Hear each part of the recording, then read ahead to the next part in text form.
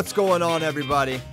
Welcome to episode 303 of FloWrestling Radio Live. I'm your host, Christian Piles, joined as always, not as always, but as mostly, I'll just say as mostly, by my mainest man, Willie Saylor, donning a beautiful Fargo shirt. Kyle Brackett. Fargo. It's pronounced Fargo. Yeah, a lot of people don't know that. The Wrestling Nomad is here, donned in a beautiful white bathrobe. A wow outfit. A wow outfit, all white. So, also, Willie... shout out to Colorado, 303, area code, episode 303. Oh my gosh. Stop. We're off to a great start. Can we start over? You don't do that? You don't think about, like, you used to be able to do numbers, like, yeah, numbers. They're not like numbers athletes' anymore. numbers. Now we're getting up to area code status. No. Next one will be West Nope. Virginia, 304. Yeah, see, there you go. Boom. I like this now. I'm all in. Oh Yeah. my gosh. Bracky likes it. We everyone just stopped listening and deleted this show off their phone.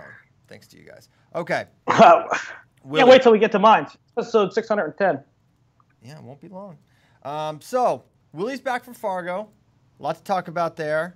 But at the top, we have a D1 opening. And sort of strange timing considering, right? Like, you don't often have the resignation before we get too into it. Heath Esslinger, UTC head coach, had resigned.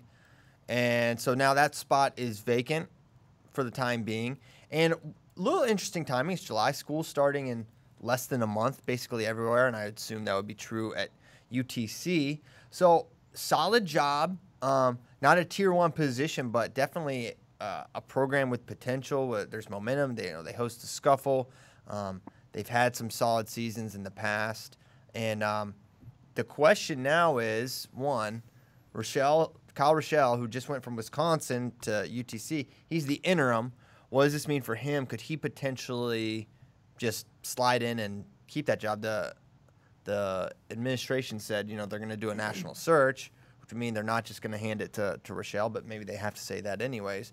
And what other names would be interested in this position? Yeah, I mean, I think that Rochelle's in a great situation, and whoever, I don't know if they would just give it to him right away. Although, who knows? Maybe Rochelle went there with the understanding of this already happening. Is there any chance of that, Christian?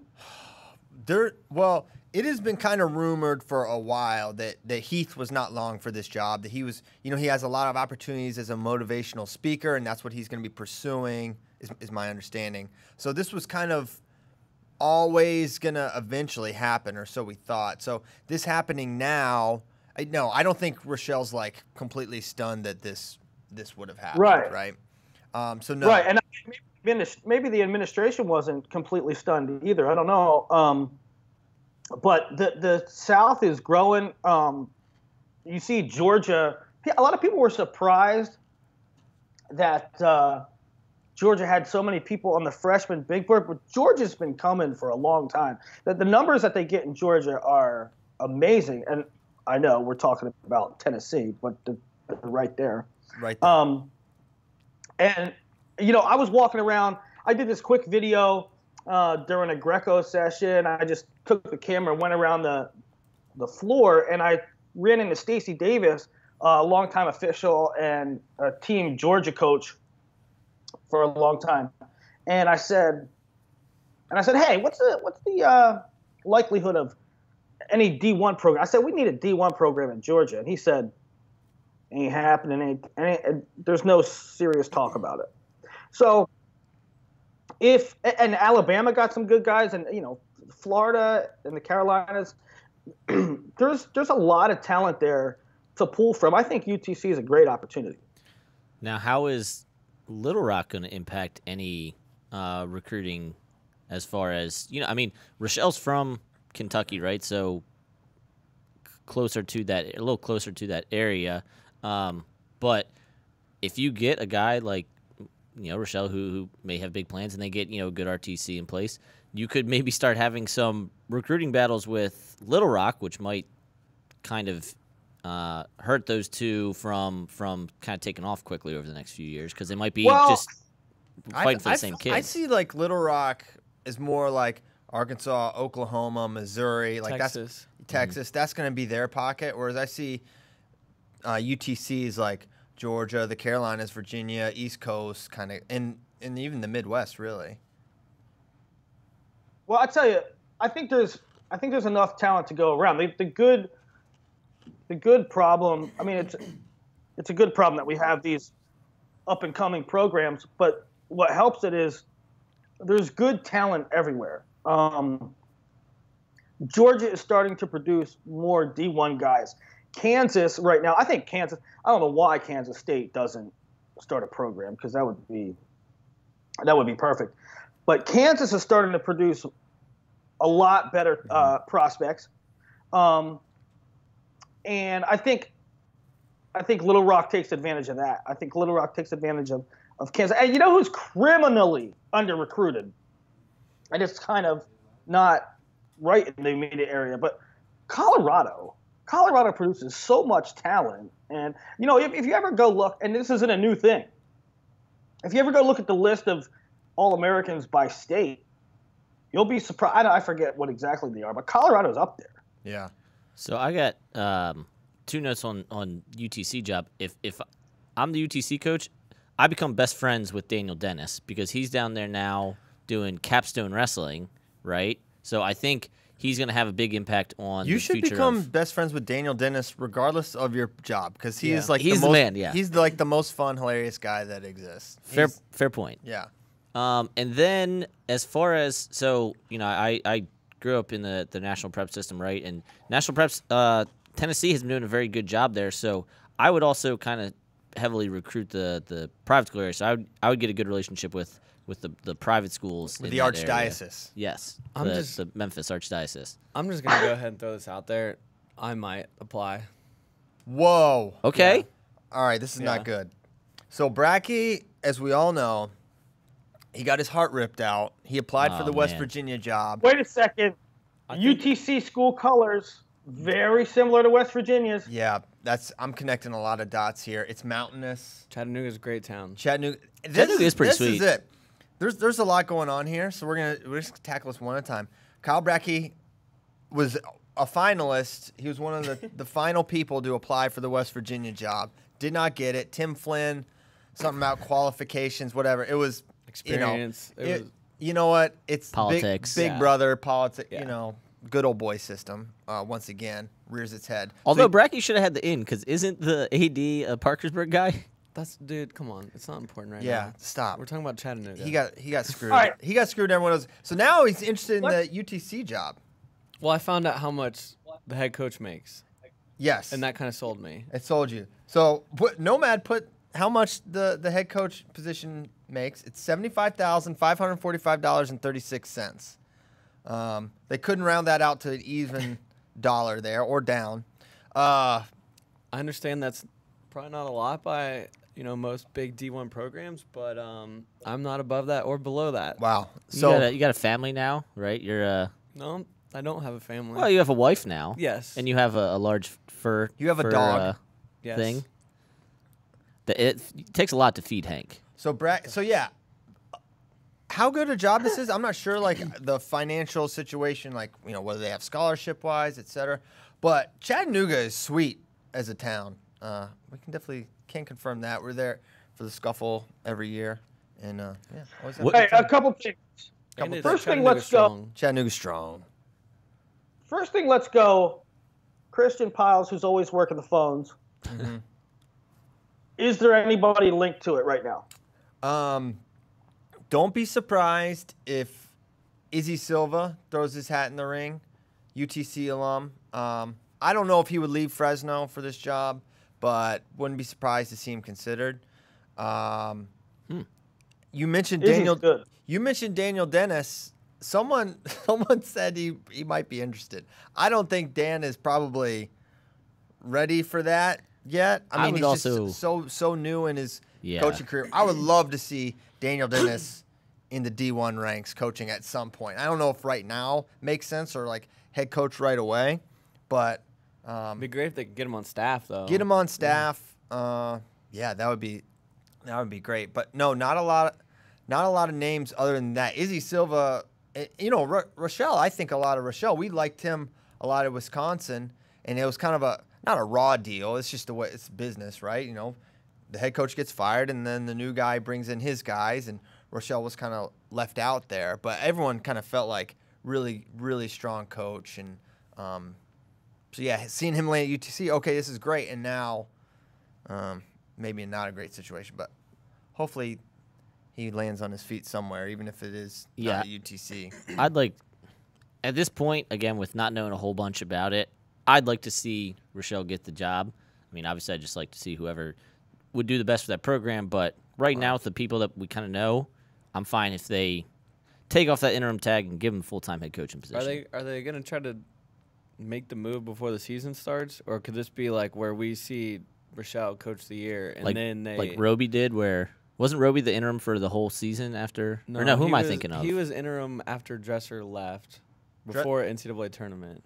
Yeah, that was just at the end of the year. Who recently was interim for I the would whole be year? okay. Am I making that up? I'd be okay with Eggum, Rochelle, maybe? too. Maybe, yeah. Oh, yeah, Eggum was That's what it was. Storniolo. Yes. Okay, so it was. You just kind of resorb.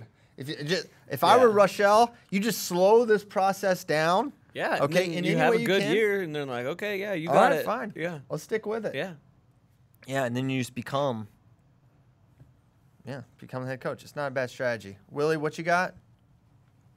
I mean, I would be okay with Rochelle, too. I think he'd make a fine head coach. And if they give it to somebody else, I hope they keep him on staff. Rochelle's from the area. He can probably recruit well, and we know he can coach well. But Christian, all right, so those are the names that maybe are linked. Is there anybody outside the scope, just like big picture, Well, just guys like Lee Roper whoever. is the name that keeps coming up, but I don't think Lee is interested in leaving UNI at this point. I think he's going to stick that out for a while. But, man, ties to the South, wrestled at App State, really highly regarded coach. I think he would do an outstanding job if he wanted it and he could get hired. But I think he's sticking with UNI for the time being. That's my understanding, at least. I think he's too close with Schwab right now, and it's hard to kind of say this because any coach that takes that job that basically isn't Rochelle would be leaving right before the season. But Roper, a guy who I don't think would leave before the season, and again, if you want a head coaching job, like that's what you got to do sometimes. But I don't think Roper would do that. Okay.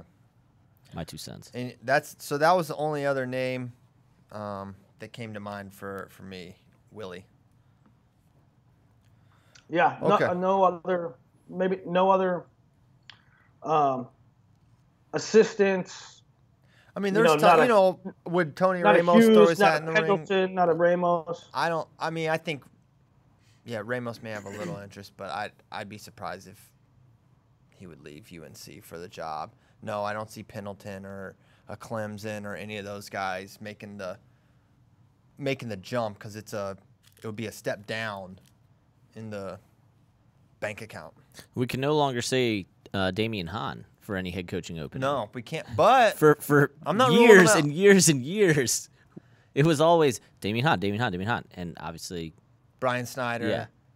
Yeah. Now it's going to be Casey Cunningham. Brian Casey. Yeah. Who is the hit list of guys? It's always Damian. It was Roselli for a while there. So there's two big ones off the list. Yeah. Roselli and Hahn were in every single one. Mm-hmm. So now we're paring that list down. Those guys are finally in it. So we're going to start seeing that next group of great assistants. Maybe. Probably like Espo, Esposito, yep. Morningstar. Mm-hmm. Morningstar was in there a lot. You know who eventually is going to be in that group if he's not already? John Reeder. Yep, the Gladiator. Yeah. If they a couple more years, they tear it up with Wisconsin, he'll get his own spot at some point. With Espo though, I think maybe I'm wrong. I think his ultimate destiny is with USA Wrestling. I know Zadok loves him. Long Con. I know Zadok loves him. He's going to Togu this weekend, and there's no Okie State guys going. Wow. They're just bringing him. He just loves turkey. Yeah. Also, big Istanbul guy. Big Istanbul guy. So yeah, I would love to see Espo at USA Wrestling. He does great with especially the youth guys. Yeah. Hey, what about Jamil? Well, I mean, he just went there as an estate. I feel like in the he's last few months. Sure. I think he'd do a great job. There's a lot of good coaches. Yeah. Okay. So that's the UTC hour. Next up. It's always fun to talk about head coaching openings. No matter what the caliber of the program, where they are, it's just always fun to talk about Davidson. head coach. No, it's not fun. What? Don't hate on Davidson. I don't. They admit 200 males per year. They are so hamstrung athletically. They're the most hamstrung of all time. They have like 1.8 scholarships. Tough. You just gotta split it up. Okay. Next up, Post-Fargo rankings are out. Willie, what were the big movers and shakers? This kind of sets the table for who's number one.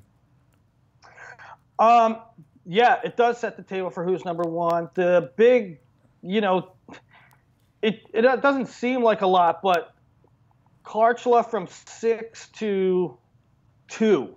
And he goes from a guy that's kind of like really talented and like a really solid guy to a star, right? A guy that is, in the conversation for the best wrestler at the weight. A guy, I put him in pound for pound. Dang. And then just beyond rankings, he goes to a guy that, maybe he warranted a 33% scholarship, and now he's going to command 70 or north of that. So I think as a prospect, the stock up is Karchla. In the rankings, the biggest mover was Barnett, who went from 15 to 2, and he's just been a pain in the butt to rank. He'll take some losses, then he'll go to Super 32 and make the finals. Then he'll take some losses, and he'll go to Fargo and ball out. Yeah, and the thing is too, like, you always go back to the parents that say, or if you say, wow, he shouldn't go from 15 to 2 for just winning one tournament. Well, not all brackets are created equal. Barnett won a bracket that had number 4 and 5 in it. Yeah. Right. So how does he jump? So how does he? Yeah. Never mind.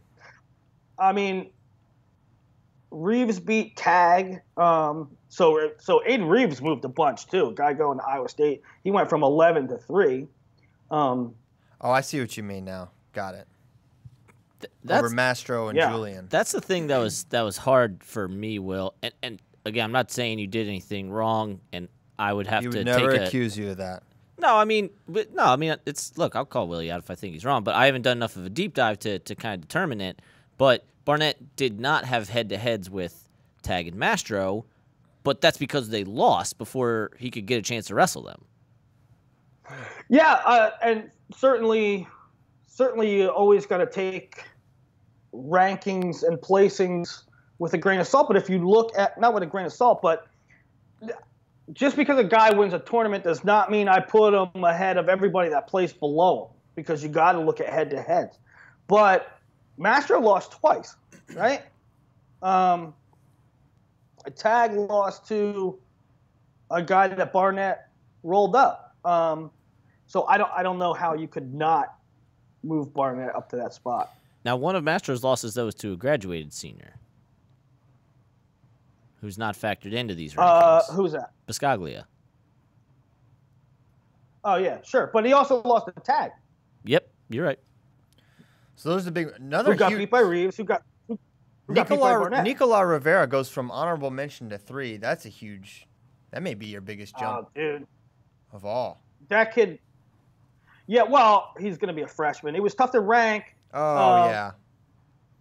He was tough to rank because, see, Akron has those kind of in-between weights. I guess at the time he felt like he was in between weights.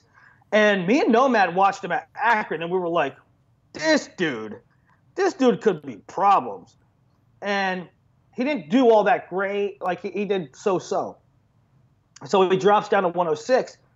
And he's funky, man. He's a tough nut to crack for a freshman. Like, he does some funky stuff. I think that, he's going to be, I don't want to say a boomer bust guy, but until he gets to be like a junior, he's going to take some funky losses because he tries some weird stuff. Well, and so we've talked about Barnett and Rivera already. Wisconsin, outside of Cheesehead, doesn't get a lot of opportunities during their folk season to kind of show out. And That's right. Again, like you said, Will, we watched them at Akron, and I want to say it was Lucas Stel, maybe it was Mel Dow. It would seem more likely to be Mel Dow because that's the Stoughton, coach. What are you talking about right now? Rivera, I'm about to talk about Rivera. Good God, impatient Nelly. Impatient Nelly? Yeah.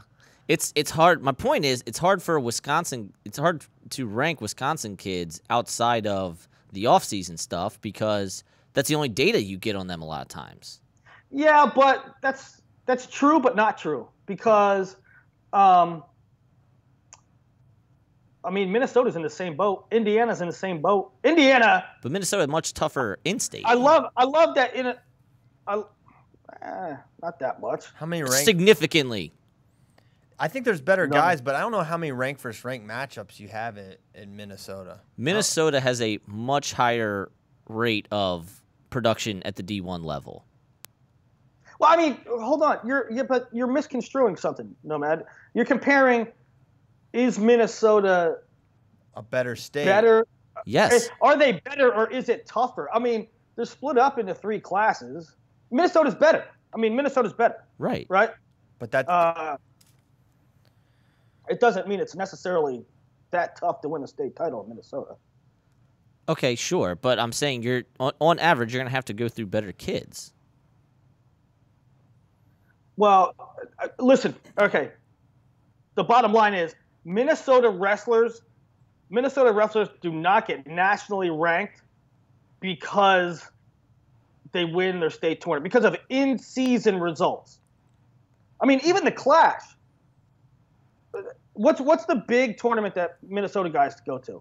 In season, the Clash. And half the time Minnesota they don't Christmas, Rumble on the Red. Minnesota Christmas is almost all Minnesota kids.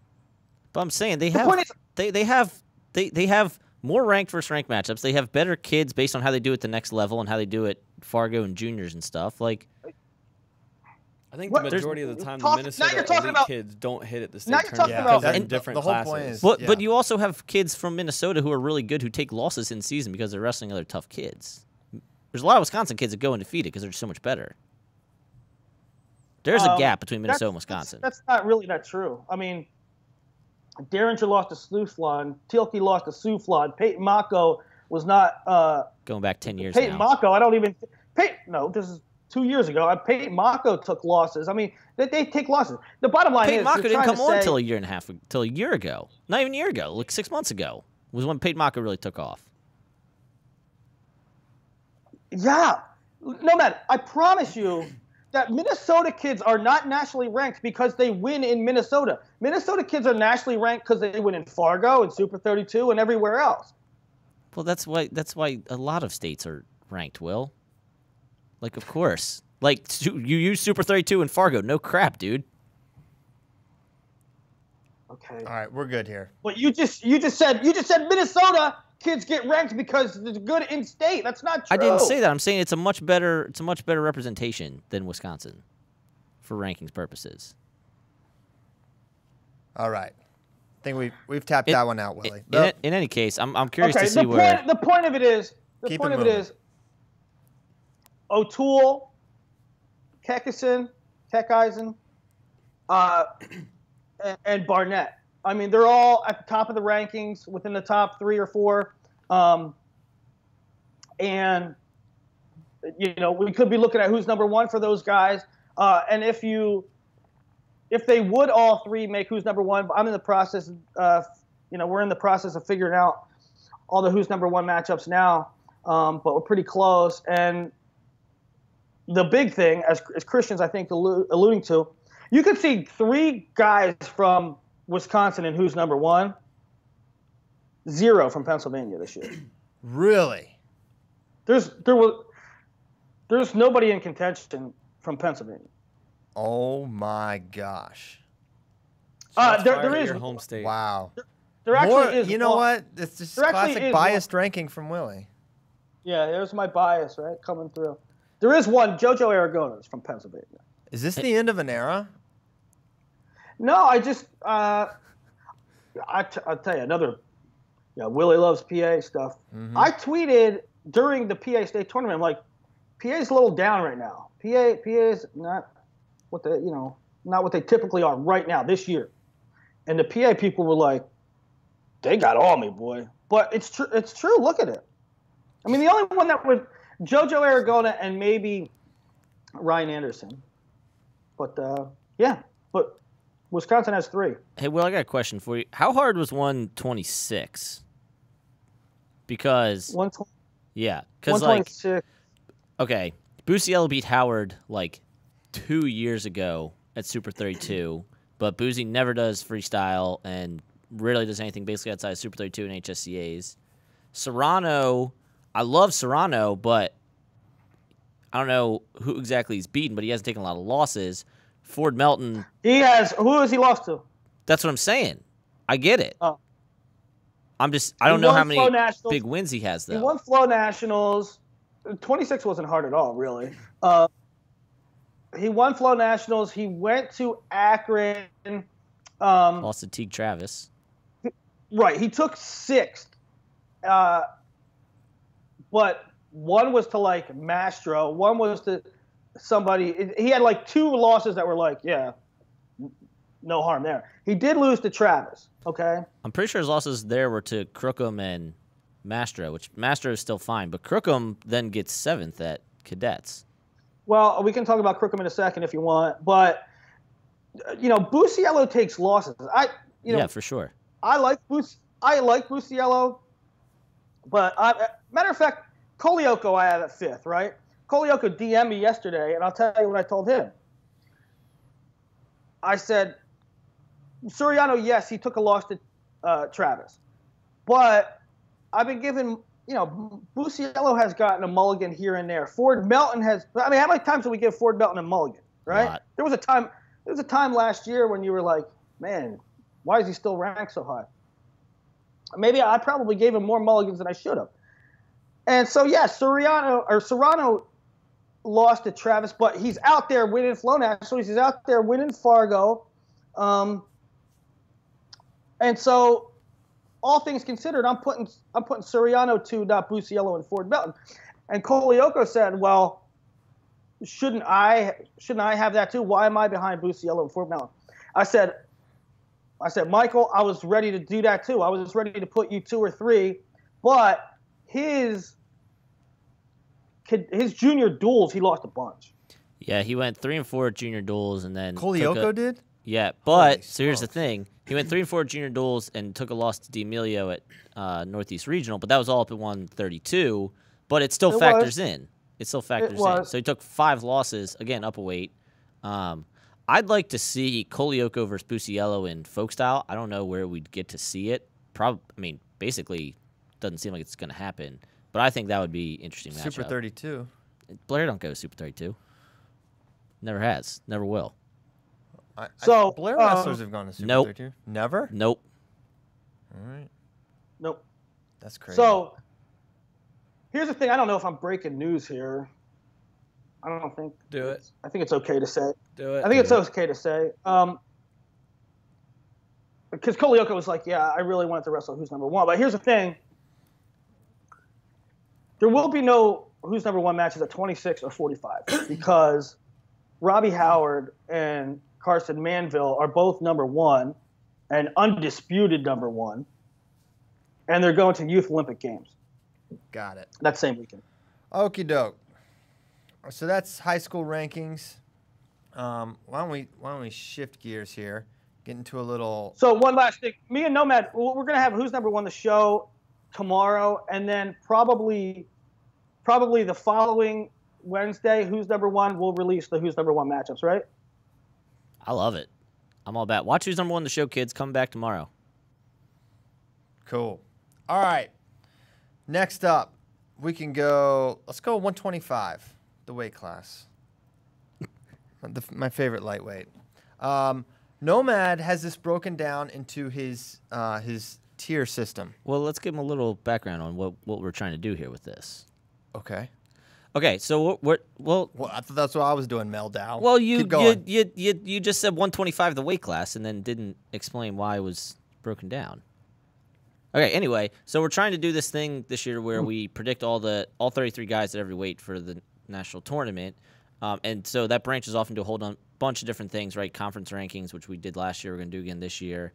But part of that, you're going to get redshirt reports, you're going to get season previews, but part of that's also, I want to talk about the tiers, which is what Christian was about to get into, as far as what are the tiers for every weight class, what do those tiers mean, and how big do those tiers get? Love big tiers. Okay. Tiers for fears.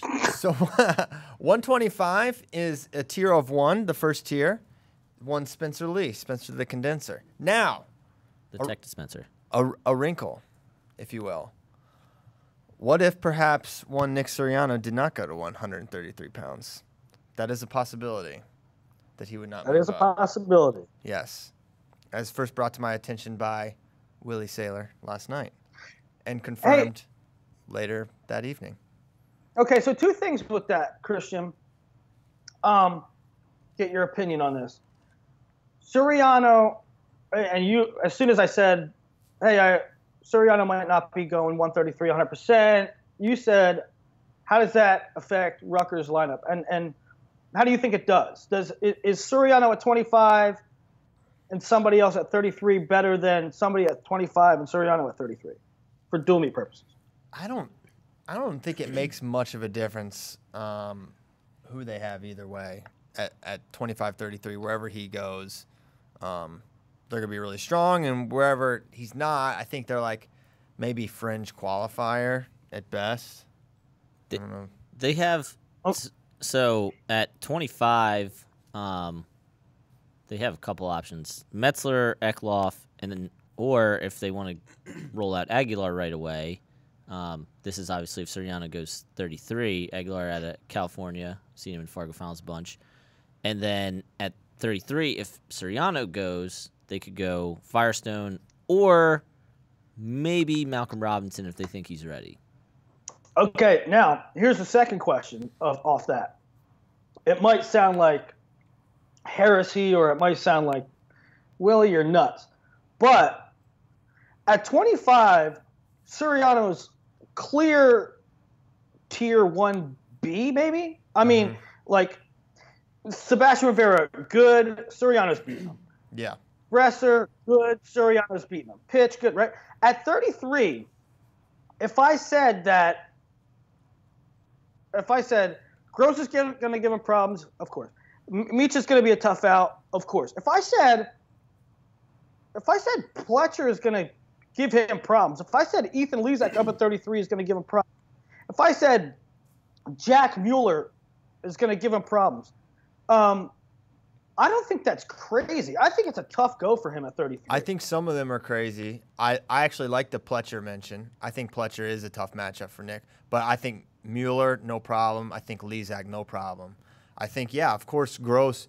You have to say Gross, he's a returning champ, but I can't unsee Tariq Wilson torching him on his feet. And just knowing that Nick's much better from the bottom position, much tougher to get to from a head-hands perspective, and is lightning quick and a really solid finisher, I actually think he matches up potentially better with Gross than he does Micic. I think Micic is maybe a tougher matchup for Nick. And even there, I still feel like Nick's right. But I think you're right in that I think Pletcher's a great point. I think Suriano can beat all those guys. I think he can beat just for Nick, I think there's a lot more. It's a lot more treacherous road. I agree with that. I mean, no doubt that yeah, like you said, Rivera and maybe Pitch. I don't know. Who knows? Or Dayton for sure. If Dayton goes 25, then that's going to be certainly a one takedown match. It's going to be really difficult. But yeah, you may be right that it's just the wins are going to be tougher to come by for Suriano at 33. But who knows? Who knows? Maybe going up in weight's going to be a huge benefit to him.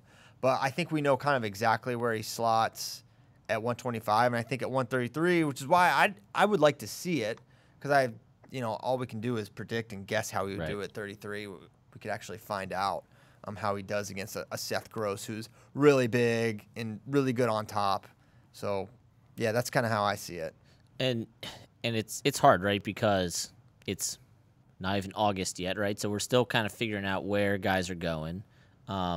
But I think for 125, right, I think we all agree that the first tier is clear. It's Spencer, and then if Dayton goes there, if Suriano goes there, if any of the combination of those two, they're also in that tier. Yeah. Right?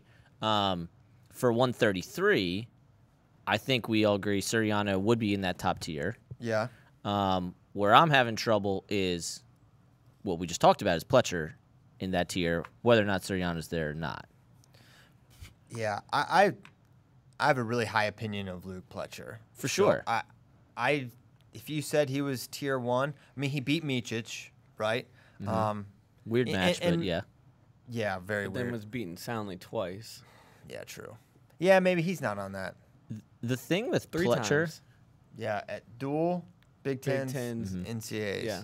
the thing with Pletcher too, if there was advanced stats, and I mean, I guess we have like some borderline advanced stats with like bonus rate and stuff. His bonus rate was like 12%, and his like dominance score, which like you guys familiar with that? Like you assign everything like it's a dual meet, right? His dominance score was like 3.01 or something. I know, but I don't care about that. I mean, Yeah. I know. I'm just saying that he is. We're not talking about him in the sense of a Hodge race. I don't care if he wins every match 5-3. Right? Yeah. That's the style he's created for himself. But there's so many kids that we go the other way on that and go. I mean, Dean Heil, right? Dean Heil for years it was like you play with fire enough times, you have close matches. But he was but we said that for years with Dean, and he's still a 2-time champ. And then No, I know. This year, for whatever reason, he didn't put it together. But just Pletcher has statistically like not the usual makeup of a guy that you would put in a tier 1, but the wins say otherwise. Like the raw wins and losses. yeah, he's more fringe tier 1 than I he's- said initially. Yeah. I think if you told me that Pletcher was in a tier by himself as tier 2, I'd be on board with that. Yeah. Or in a tier 2, just him and Suriano. One thing that I think is inarguable at this point is Spencer, Dayton, Nick, and at 125 is the tier 1, and I don't see anyone with the potential to jump into that. I mean, you could maybe say Bresser since he beat Spencer and gave Suriano and Dayton really tough matches, but So I mean, there's still so much we don't know. Is it going to be Pitch or Dayton? Is Suriano going to be there or not? And are we sure? Is it decided yet what Tariq is doing? That's the other thing at 133. And I kind of put this in the roster battles article from yesterday, which I'm sure we're going to get into in a little bit here, is there's roster battles as far as like there's only 2 guys that weight because up or down from them there's a stud that's not going anywhere, and then there's like teams still figuring out where each guy's going to go, which NC State has to replace Kevin Jack either way. It's just, is that going to be with Tariq, and then you have Sean Falls at 33, or do you go Falls, Tariq, and then like Jamel Morris at 41? Yeah, I forget who I was talking to. It was shortly after NCAAs, and I was talking to somebody on the staff at NC State, and I said, so Tariq's gonna go 41, right? And they were like, he's up he's still thinking 33. He could very well still go 33. Interesting. So let's keep it going so we should at least get through 25 today. So tier 2, Nomad's got Rivera, Bresser, and Pitch in there in the second tier, which I would agree with. And then tier 3, so maybe let's take 2 tiers and discuss and see if we see any fluidity there. Zeke Moisey, Taylor Lamont, Sean Russell. Right? That seems pretty well defined. So here's my first question, and I'll let all you guys answer. So when I was doing this, I also was looking back at qualifiers and points, right? So a guy like Elijah Oliver, when I'm like trying to tier him and like figure out where to place him, I'm like, well, that dude's qualified 3 times, right? So it's good bet he's going to place again. Now, obviously, he's not in that tier, but when you're looking at career points, Zeke Moisey's second of returning 125s. Again, this is excluding Suriano. Behind Spencer Lee, 24.5 career points in NCAAs. Should he be in the second tier? No. Because he had, I mean, what we've been saying about Zeke for 4 years now, he had one good tournament in his career. One. So no. I mean, he placed last year. He did place. He wrestled solid, but it's like basically about where he's been basically very consistent, actually. Kind of the same guy his entire career. So I think he's spot on. And I mean, he's never beaten Pidge. I think he lost to Rivera at NCAAs. So yeah, I think he's 3. Right there. Will? Yeah, I agree. He's a guy that I could, if he knocks off a tier 2 guy, not surprised. Exactly. I mean, this is a guy that beat Gilman, but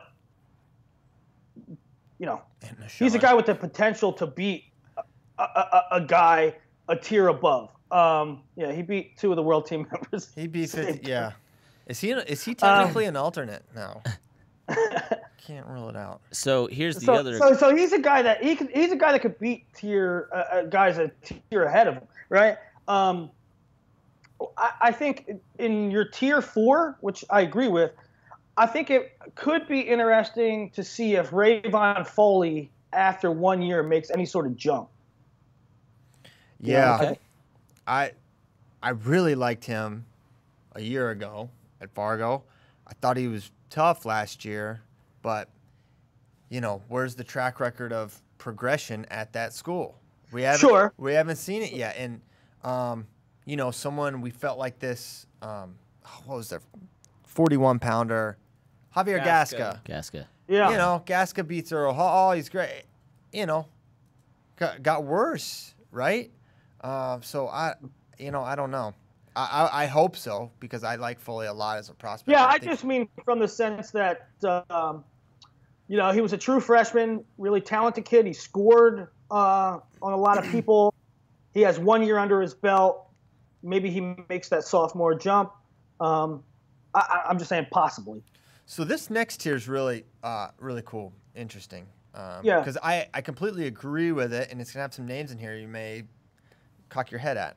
Louis Hayes, Ryan Milhoff. Of course, he'll be in a. Did we say all tier 3? Sorry. Yeah.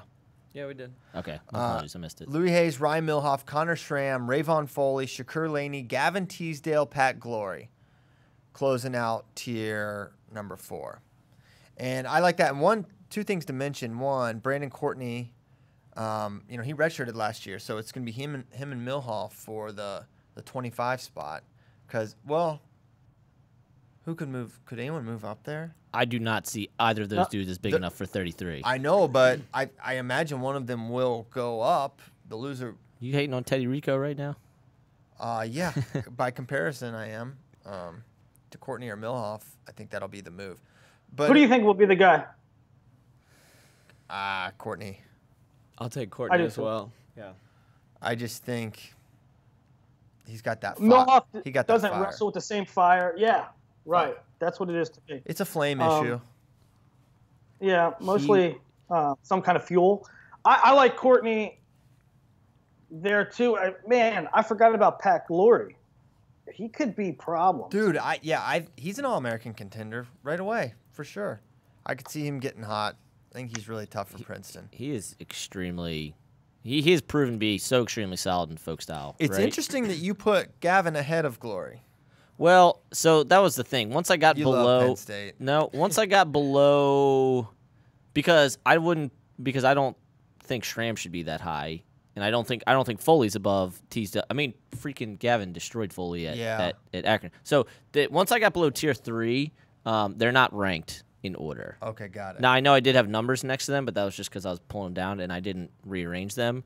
But I do think that is the grouping. Hayes, Milhoff, Schramm, Foley, Laney, Teasdale, with obviously Courtney as an option. So we'll do tier 5. We won't do any others after this. Well, tier 5 is basically everyone else. Oh yeah, tier 5's the rest of the United States. It's literally these are the guys who could also qualify. Actually, Nomad's on this list. That's how deep the list goes. So who's going for Michigan this year? Well, he has Matten and Acid here. I would take Matten. Now, he has a red shirt, though. So here's the thing. So that's one of the ones I put in the roster battle. So there's like the obvious, well, Matten has a red shirt, Acid's a senior. Like, just roll out Acid. But Acid's a senior already? Yes. That is crazy. But That went Acid, super quick. That's unreal. but Acid has been so hurt that 2 years ago, they literally had to pull Connor Utsi out of retirement. Out of the old folks' home. Out of the AARP, and last year, that was why Matten got pulled off redshirt because Acid couldn't go. Now, I really like Acid. Maybe not as like an All-American guy, but I definitely think he's qualifier level. I definitely think he can score a few points at NCAAs. Maybe not, anything that's going to burn the world up. I don't think it's ever been a question of talent with Austin. It's can he stay on the mat for 4 months? Here's the opposite of I can't believe Austin Acid is graduating already. Brent Fleetwood at North Dakota State, he placed a Super 32 in like 2004. Yeah. Also, He's still not eligible. A senior. Who? Acid. Yeah. So he still has. Good God. Yeah. Yeah, he's I not a was thinking- senior. I was about to say. That was crazy. Are you sure? I just watched. He won positive. Fargo like 2 or 3 years ago. Yeah. He's not a senior. He's actually a sophomore. You're high. All right. Well. Okay, rest of the names. He's a redshirt junior. Man, a Oh, lot so of he's guys a left senior, Central Michigan. grade-wise. Congrats. How many guys left Central Michigan? I don't know. Is anyone left? A gaggle. They lost Fleetwood, Mason Oliver, Smith and Oliver. Mason Smith, So who they have Yeah. left? Brucky? Brucky. Heffernan graduated. Yeah. Crazy. Ellingwood, is he back? It's possible. we can't rule that out. Ellingwood's back. That's I think Gerard Stencil Trice got wasn't another year bad. of eligibility. That's huge. Okay, fire up chips. Okay, Oh, I got Matt Stencil. He'll be fine at heavyweight. All right. Stop. You know who's left? Acid, Heinzelman, Piotrowski, Moody, McGee, Melendez, interesting for UNC, Akins, Jacob Schwarm, Devin Schroeder, Connor Brown, Brock Hudkins, and then it kind of falls off a little bit there. let's do 33. No. Why? Because, Are we going to talk about Tier 5? Willie? For more? no. Willie? It is. Let's go to questions. It's July 24th. We literally have all summer to talk about this. True. Okay. Hey, there are good questions. Yeah, that's what I'm saying. Let's not get bogged down and do every weight today. Okay, let's get it started. Start it with a good one from Stam Solsney. Follow-up question: what's the most pain you've ever caused someone, and from what? # shoot or shoot for all questions. This has Nomad written all over. Yeah. What's the most? I mean, I know you're God. Nomad. You're the Punisher. But what's the most pain? I think I might be the answer. I might be a tie. The most pain I've inflicted. I gave Willie gout, and I destroyed your shoulder and made you ice it during the U.S. Open. He also made you say a curse word and roll around on the office floor for 10 minutes the other day. Well, that was a little And theatrical. Yelp in a lace at Nebraska. Oh, He did make me yelp. I yelped. It was a genuine yelp. Well, my knee popped. Got a little nervous. It's the most pain I've ever caused someone. That's a great question. Emotional or physical? So I gave Willie gout. What? Oh, we don't want to talk about emotional. Oh my gosh. Well, Nomad's hurt some people. Kyle, you ever I injure? haven't. You never broke someone's arm in a No. match? You No. never did a brutal arm bar? I mean, Mat return. no. All right, so we I have literally don't think I ever Willie- wrestled in a match where Willie. someone All right, Willie, you defaulted. better have. Haven't you knocked someone unconscious before? Several times. I don't know if that hurts though. It probably hurts mean, when you wake up. Don't know if that hurts. Okay. we were at a camp when I was about 15 or 16. Penn State camp. It was at the shore, and Snyder got dehydrated, and we had this adjoining room, and Oh, sweet. somebody when we were out, the kids in the other room stole our crap, and so Snyder's like half dead because he's all dehydrated. And he goes to like in front of him. He's like, yo, maybe saying some swear words. And this big dude goes after Snyder, and I knew Snyder he couldn't move really, and I drilled him right down. Right down. And then the Penn State staff, it wasn't worth it. The Penn State staff killed me. They did? Oh. I had to do all kinds of stupid running and stupid freaking exercises. They make you make 103? Yeah. 95 and a half. All right, so Willie wins because he's knocked people unconscious, and none of us can make that boast. What else? UMPD3. Kyle, what's the most damage you ever did? I'm not coming up with anything right now. What a bunch of wimps. I viciously made my college. Oh, okay. So this was here we go. Yes. I viciously made my one roommate bleed from the ear in college, and then the other one. I don't know how much painful this was, but this Did was. you talk too much or what? This was terrifying. So we were playing like Nerf basketball, and he was, I don't know, probably 6'1", and I'm obviously not 6'1", and somehow we ended up like going for a rebound or something, and my finger. So you know how like you have extra skin here next to your eye. My finger went in his eye like this, and I thought I had blinded my roommate. This was like within the first month of school. Nice. That was terrifying.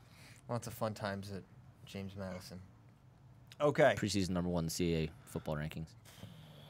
Favorite match not featuring an American? Asgarov Chamizo. Next question. Yeah, that was which one? Olympics? All of them. All of them? It's an 18 match. Remember It's an when 18 Nomad minute said it was bloodbath. the best series ever? It is the Or best series ever. It's fucking incredible. Whoa. Wow, easy. Whoa! Why? Kids listen to this I show. love it. Okay, I really I liked, I don't know what my favorite one is, not featuring an American. The Chamizo Navruzov final was freaking awesome. Yes. I think I might say that one. But also Agul Petriashvili. Last That was year, a really good one. Yeah, that was best really heavyweight good. match of all time. Except for Gwiz Snyder. Yes. You hate America. You hate America. And Thomas It was Gilman. 6 We've takedowns got to you on 5. the record. Okay. Wait, Next. Bracky, what's yours? Oh, yeah. I don't know. Well, that's lame. Goosebumps. I can't think of one right now. This is an interesting one. Oh, speaking of, David Taylor is wearing Asics in his flow technique. Adidas dropped him? ? FRL influences? I cannot confirm or deny that FRL is the reason that David Taylor is wearing Asics. But the reality is, no, Adidas did not drop David Taylor. David, as we know, signed with Scrap Life, the Under Armour. And, now he wears Asics. So that's that. He doesn't wear Adidas anymore. But he did not get dropped by Adidas. It was his choice. And shout out to Asics, and thank you for sponsoring FloWrestling Radio Live. Next topic. Next question. I was gonna say. Yeah, next question, not topic. Thoughts on the Rudis return to Fargo and the shoes pre-sale? So Rudis was back. I don't think we've discussed this yet. Have not. But last year, Rudis kind of went renegade and set up shop at Fargo. Did a whole little, obviously Nike is the USA Wrestling partner. But Rudis, undeterred, goes and sets up shop like across the street in I think Applebee's parking lot. This time it was Burger King last year. And they sell all their gear. And I think it's a cool thing they do. I know USA doesn't really like it and Nike doesn't like it, but I don't know. Seems legit to me. And then the shoes, I don't know about the shoes pre-sale. I haven't worn them or seen them, but I guess it's going well. Their site broke. They look really good. Yeah, they do look good. I'm glad that they're getting into the shoe market. I'm all for, right? Nike comes out with a cool shoe, Adidas raises their level. Asics comes out with a cool singlet, Rudis raises their level, right? Like everybody pushing each other up. I'm all for that. I think they're all pushed, but they were all pushed by Cage Fighter. Box of crayons. Hey, Jesus. Hey, What a disaster. before we They came out with a box of crayon-looking shoes and sold them at Walmart for 50 cents. Before we move on, as far as returns to Fargo, can we talk about someone who didn't return to Fargo? Not only did he not go to Fargo, didn't call any finals, just completely tapped out. Hopefully my mic picks it up. I'm gonna do bad video here. I'm gonna try to get this close to my computer. This is Christian last year, FRL 218, saying he's gonna go to Fargo. Go get your banjo. Hey, here we go. You don't make fun of us, Nomad, because Willie and I have committed to Fargo 2K18. Look at this, fist bump for friends. Yeah, you signed your NLI? We shook our hands. That's all you need to know. I could have went. We shook our hands. That's all you need to know. Committed to Fargo 2K18. Christian Piles. Willie Saylor did not renege. Christian gave me a response. You made a liar out of yourself. Good find. First of all, good find by you, Nomad. I remember this as Fargo approached. I was like, I wonder who else will remember this. Unsurprisingly, Nomad did. Now, what I will say is this is inadmissible in the court of law. And you're inadmissible in the court of law. This is the court of What do you public mean opinion. It's impermissible. This is the court of public opinion here. This is the people. No, I plead the fifth, which means I can't incriminate myself, which means you can't play that. Therefore, this is very similar law as the reason Kyle's not married right now.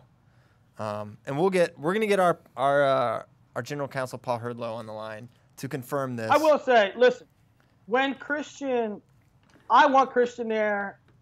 We're gonna have more people there going forward. But in Christian's defense, when he made that promise, we didn't know about Final X. The Final X road trip took a lot out of a lot of people. He could have called a final though, at least. Well, but that wouldn't have kept the promise. No, I know, but you could at least a little bit. You were just out on Fargo. I wasn't out on Fargo. This makes sense because I heard Christian say like a few weeks before Fargo, I hate Fargo and I'm never going back. That is so it all ties together. I can't believe Kyle. That's something I would do. I would just make up a quote. I've never said that, and actually I said I wished I was there. And also get off your high horse because you guys weren't there either. Yeah, I never promised. I never promised. Yeah, me and Bracky never promised. B, I asked to not go last year.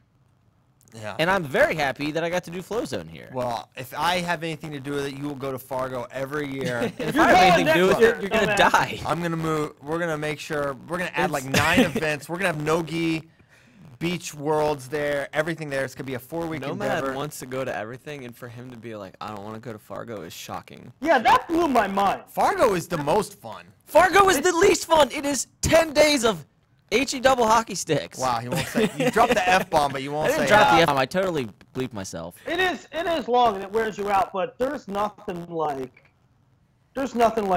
a couple of those rounds, man. And not only the wrestling. I mean, the wrestling's amazing. A couple of rounds, you're like this and looking all over the place, but just the people that you meet, and you see old friends, Fargo you meet new friends. Fargo is so fun. And it blows my mind that this is the tournament where Nomad draws the line. Yeah. I wish we send Nomad to a lot of stuff. He's been, I pretty much, for the most part, I can draw enjoyment at a basic level off of anything. Like, I did the NCWA finals, which is the Club Wrestling National Championships. I basically just went for the finals. And it was fun, right? The team race changed hands. The points lead changed hand like 5 times while I was calling the finals, right? So, like, I can draw enjoyment out of just basic, stuff like that. And it was fine wrestling. But Fargo mentally, physically, just spiritually destroys me. Wow. Spiritual destruction. Honestly, hold on. I think it ties. Spiritually. I think it ties back to the first. Yeah. The first year we went. The first year Some he little was Philly a Flow broke his heart. Wrestling. No. No, Well, I lost my driver's license the first CP's not day. completely wrong about that. Oh, little No, Philly that's broke not his what heart. happened. What I was getting at is his phone broke on like the first day. Yes, that too. So no one could communicate. That had with him. nothing to do. Then he What do you mean got that had nothing to hold do on. with it? Then he went and got this tablet. He was like, this tablet, it's gonna work as a phone. I can get on the internet, all this stuff. He couldn't get it connected to the internet. Yeah, because the dome just eats your internet. No, because And- you didn't get an iPad, and it's the same reason you didn't have an iPhone. And Well, hold on. Yeah, Really? iPhones work so much better in the Fargo Dome. GTFO. Is this contributing to your dislike of the Fargo experience? Because that's on you. That's self. Yeah, a phone Implement- breaking no, has I mean, nothing to do It's with like the Fargo. it's like about- it's like Tulsa. Bad things happen to me in Fargo, just like bad things happen to me in Tulsa. Bad things happen to everyone in Tulsa. No, man. You lost your car in February. You still don't What does that have to it. do with anything? That is What does that have to do because with? you lose everything. I didn't lose it. It was stolen. It was stolen. Hold on. That is Okay. totally different than me Grand losing. Theft Auto is not like That is- breaking up. He That didn't is- misplace his car and can't find it. That was totally Okay, different than me right, losing you lose like. your wallet. You lose your wallet. You break your phone. Your car gets stolen. I'll tell you right now. Let him go. Nobody. No. You lose your car in February. It's July. Still Yeah, doesn't- and I'm doing It's fine July. without it. And I'm gonna get one. Like, So your It car doesn't got affect you in stolen. any You're way. like, get it taken care of. Didn't it- Whatever. was it really February? No. no, it was It's like March. it was like end of March, beginning of April. I could see Nomad if Nomad ever got evicted from his apartment and was just like homeless for a day. I think he would be No, homeless for like 4 to 5 months. I'm like, this is all right. This is just I'm bench. super up to date on all my bills and. No, rents. I'm not saying you would, but Yeah. if something happened where you were to be evicted for whatever reason, you just had to like suck it up. He'd be you're like, fine. Yeah, Yeah, he would. it's fine. It's not a big deal. I'm saving a lot. If you didn't see Christian's Twitter video, on Friday, Nomad walked to work. That was a choice, though. I know, We, but we know your hold on, choice. We listen. know all So your don't choices. say you're. Hear But us don't out. say you're doing fun. It's over. It's been over I 100 mean, not every for day. fun, but I made that decision. Like, I wasn't like, well, I guess I gotta walk to work. It's been today. over 100 every day in Austin for the past week and a half. Yeah. Yesterday hit 110. The day that Nomad walked here, it was like 107. It was And brutal. he came in and he looked awful. And, you're like, how long did it take? Because he doesn't live close. And he said 90 minutes. So then I looked it up. Nomad lives 4 miles away from the office. He walked 4 miles. Oh my Great. gosh. Hey, real quick, going back Why to. How did it did you take get 90? home that day? Did you walk? No, I took an Uber back. Okay. Hey, real quick, going back to CP Fargo. You let down. Did you Casey take a Kreider. break? Yeah, Casey of course. Kreider was there? No, he said. Well, this is when I said I'm gonna play the audio. He said, "I remember that episode vividly. Sad he didn't go through with it. I know CP will be better down the road, though. Cut him a little slack." Yeah, Casey knows. Casey Kreider's awesome. I can't wait to watch him this year. Which he's only on the mat. I guess we should root for the Broncos because the Redskins are going to be terrible. They got rid of Kirk Cousins. You got Alex Smith. He stinks. Mr. Casey Check Kreider, down. can you confirm that Alex Smith stinks for me? NFL expert. No. Alex Smith is going to be fine. Broncos are my second team, though. They will be now just because of him. We got some more Team's your questions. I feel like second team. Big Told me Paxton Lynch guy. Well, you like we pick, got some pick, good ones. pick the Case next Keenum- question. Case Keenum. Okay, real quick. Sean Warner, Jacob Warner's father.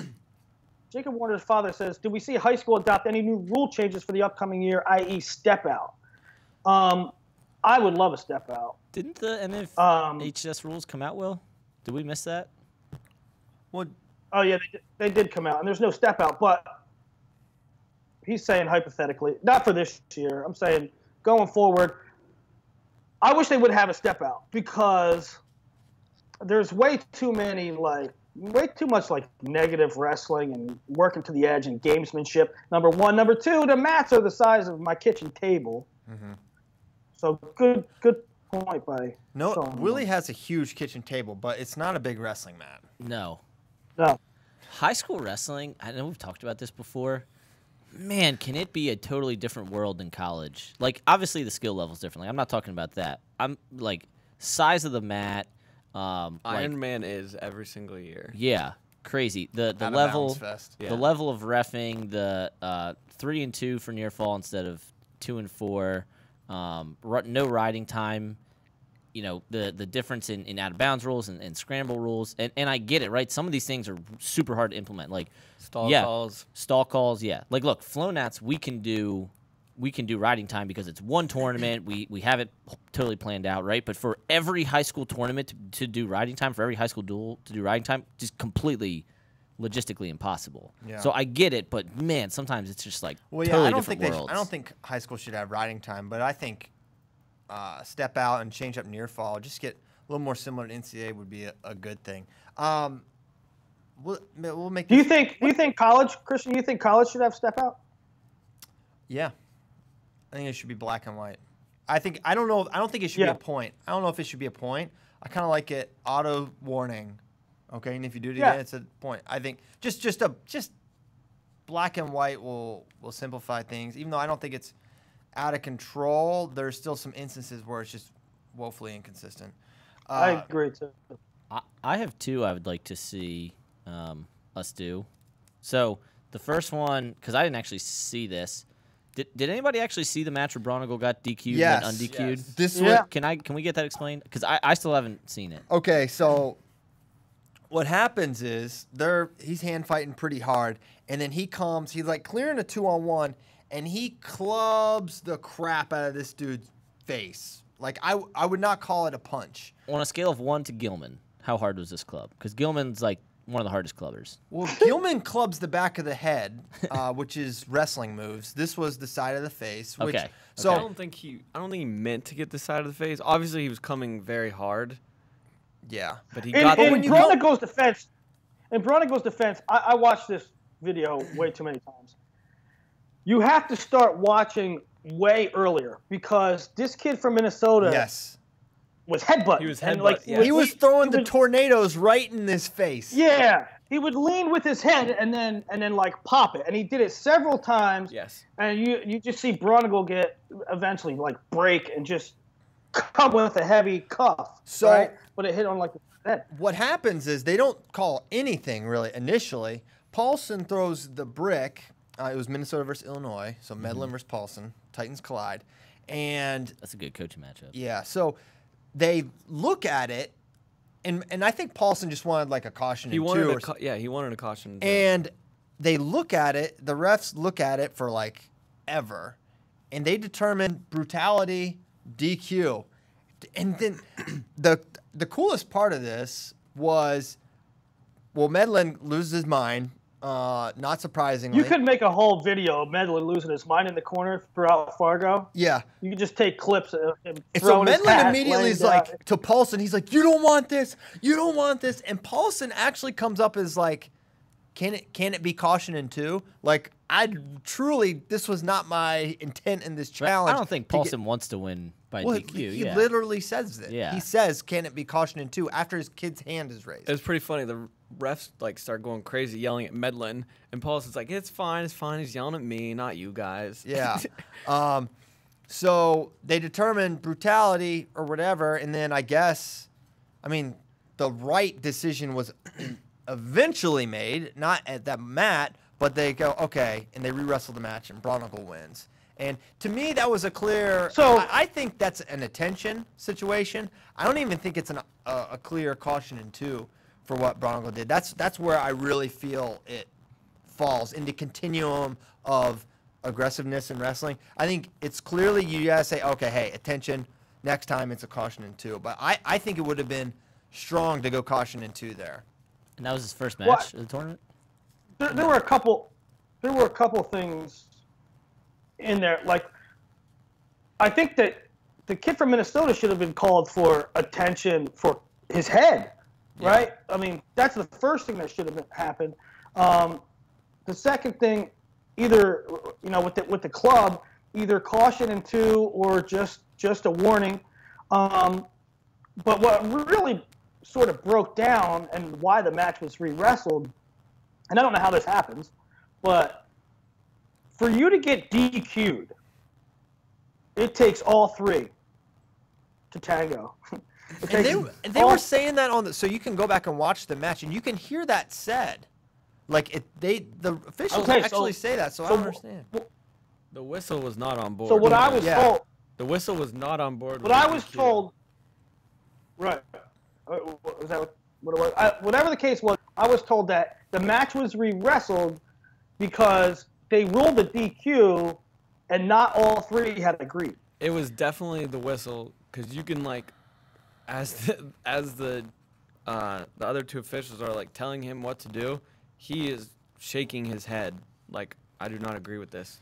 And then at one point he says, "This is Fargo," and then he kind of gets bit for that. So, but what I don't understand is because the officials knew that. They knew it had to be 3, so I don't know how it got determined that it was 3 for 3, because they're like, for it to be a DQ, it has to be unanimous. So, I don't know. But regardless. Yeah, I think ultimately they did the right thing and had it re-wrestled. Yep, re-wrestled. Better guy won. Brown Eagle's the better guy. So, yeah, kind of a crazy thing, but all worked out in the end. Brown Uncle won the whole dang thing, so good for him. And then another question I'd like to see answered. I have like a super clear answer to this. Nathan Wynn, guy that seems to ask in a lot, listen a lot. Would you rather have 2 elite wrestlers face each other several times during the year and cap it off in the NCAA finals, or have it build up to one epic showdown in the finals so they don't hit all year and then meet one time in the finals? So I know where I stand on that. I love the series. I love the rivalry. I don't like the one-off thing. I mean, think about Taylor. Even though Taylor, Dake won every time. Every match was very different. You kind of get to see the evolution in tactics. Think about Spencer Lee, Nathan Tomasello. I mean, why would you not want awesome guys to wrestle more often, right? Like it's. So I'm with CP on this, and I'm with CP, but I also get how awesome was it right before Nick Siriano and Spencer Lee wrestled? Yeah, that was sick. But here's just like the build up and like the feeling. You're like, oh my god, it's about to happen. Yeah. No, there's something to be said for that. There's pros and cons of it. I mean, there's so many examples of. I mean, Christian, great point with the Taylor Dake thing, but Nolf Imar. You know, I mean, Gwiz Snyder. What is this going to look like? Yeah, you know, that was pretty cool. I agree. So there's that, but for me, in a sport that thrives on I mean, it's an individual sport, so it should. But in a sport that thrives on stars, NCAA tournament is all about getting guys to the finals and being big point scorers, and having hammers in your lineup. NCAA Division I wrestling is so devoid of rivalries, and especially multi-year rivalries. And I know this is kind of a single-year question, but like, man, do we need more rivalries? And I get it. Like, sometimes it's just not going to happen. Like, certain schools are not going to hit during the schedule. I think all cases are different because I think in some instances, like right now, like Dayton and Spencer, right? You don't really know what it's going to look like and where they're at in relation to each other until you see it the first time. And so there's anticipation there. How about this? But other matchups, you need the first one to happen to make it a thing. Because what if I said this? Michigan's dueling Ohio State tonight, Snyder and Kuhn. What if I said that 6 months ago? You'd be like, oh, neat. And what if 5 minutes after it happened, I said, Kuhn beat Snyder? Now you can't wait till the next one. Yep. You know what I mean? They each have their own life, kind of. Yeah. No, I love. Kyle brought up Nolf Imar. I mean, maybe the most. That's like your favorite. Oh my! I mean, you speak so glowingly about that series. That Big Ten final was like a bloodbath. That was insane. I mean, first of all, Nolf comes out, smashes Imar in their first meeting at Illinois, and it's like, oh my, and everyone knew going into that match that this is a thing, right? And then he kills him. And how soon after that? How soon after Imar's dad dying was that match? Was that like real soon after, or was it like just the specter hung over it the whole season? No, it was. No, that was like 4 months, 4 or 5 months. Yeah. It was okay, so it was just like the season it hung over. I couldn't remember. Anyway. Yeah, and then their Big Ten final was great, and then their NCAA final was really close too. Imar's had to dig super deep to beat Nolf those last 2 times. I mean, great series, and I wish Imar had stayed down the last couple of years so we could have had that matchup, but. Didn't happen. He went up, but that was a good 1-year rivalry anyways. Yeah, that's the thing. And again, Imar's going to go up. Like, guys are going to get bigger, right? Like, and, who knows how many times they would hit each other anyway. Probably a lot more. But, man, I really wish we had more rivalries in college wrestling. For sure. Well, I believe it's time for us to go. I don't even know what time we started. 8:25. 8:25, okay. So, like 15 minutes into OT. So, LJ or Caleb, our producer extraordinaire, they're playing the outro music. It's time to go. Thank you, Asics. We went into the fourth ultimate Thank you, tiebreaker. Asics. Thank you, Willie. Thank you, Kyle. Turn and into Noman. who's number one tomorrow? Me Yeah. and Gnomes. 10:30 a.m. Central Time. Please Right. watch. Everyone, if you're in the greater Austin area, stay cool. Make sure you're hydrated. Willie, you stay hydrated. Make sure if you go outside, Willie, you put on your little gardening hat behind you there. That thing is absolutely adorable. Yeah, we'll see you Thursday. There you go. He's putting it on. This is cute if you're watching on video. My mother's. Fits you pretty well, though, too. Thanks, guys. We'll see you next time.